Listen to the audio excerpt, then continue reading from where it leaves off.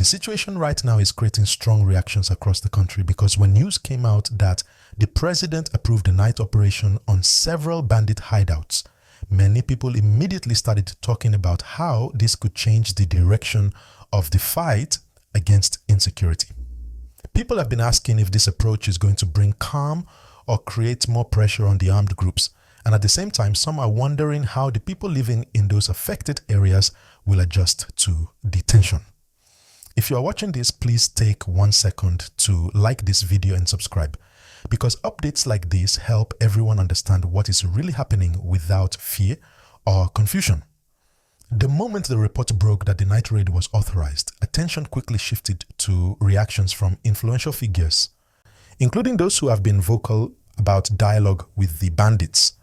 And one of the strongest reactions people noticed online came from Sheikh Gumi, who has always pushed for peaceful discussion and non-violent engagement with those groups. The news of the night operation made many people believe that he might feel uncomfortable or unsettled because such an approach goes directly against the strategy he has been encouraging for a long time. The talk everywhere now is about how this kind of operation could make him feel sidelined, or whether it will change anything about his previous involvement with those camps. But let's look closely at why the federal government is pushing this new level of action. For months, communities have been struggling with repeated attacks, kidnappings, and unsafe roads. And people were beginning to lose patience. Many citizens have been demanding a more direct approach, something stronger than words, something that delivers results fast. The government's decision to approve a night raid shows that they are now more willing to take bold steps, especially because night operations give security forces an advantage. They catch the criminals off guard, reduce their movement, and give soldiers the upper hand in surprise engagements. If you are still with me, don't forget to like and subscribe, because your support keeps this channel growing and helps us continue breaking everything down clearly. Now, when we talk about night raids, people often forget how complicated they are.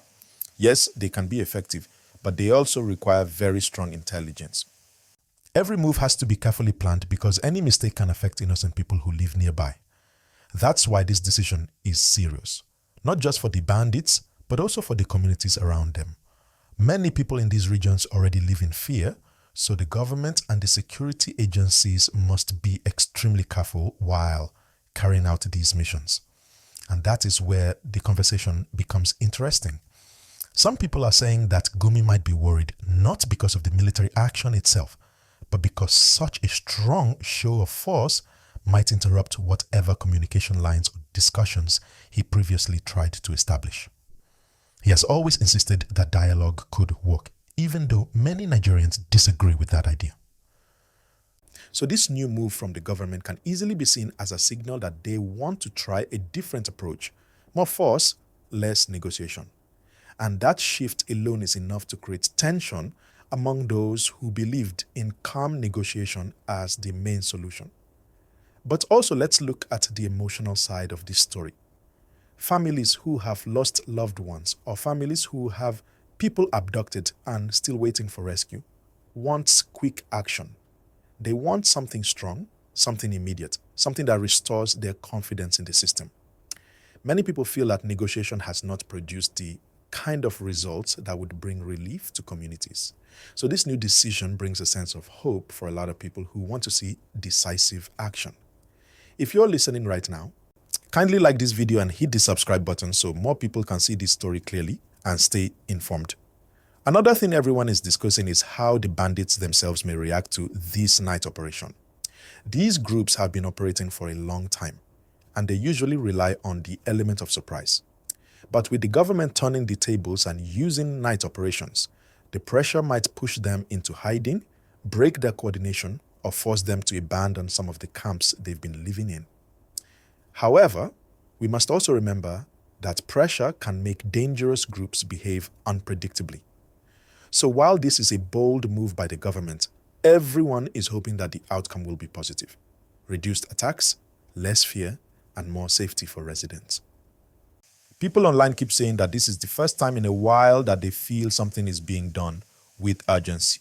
But at the same time, the conversation about Gumi continues because many Nigerians have long been uncomfortable with the amount of access he reportedly had to those armed groups. The fact that he has frequently spoken publicly about visiting camps, meeting bandits, and trying to convince them to change their ways has made him a central figure in this security debate. So naturally, any major action like this night raid will automatically involve his name in the public conversation. Now, as the reports continue to spread, you can already see the reactions. Some people are celebrating, saying this is the best decision the government has made in recent times.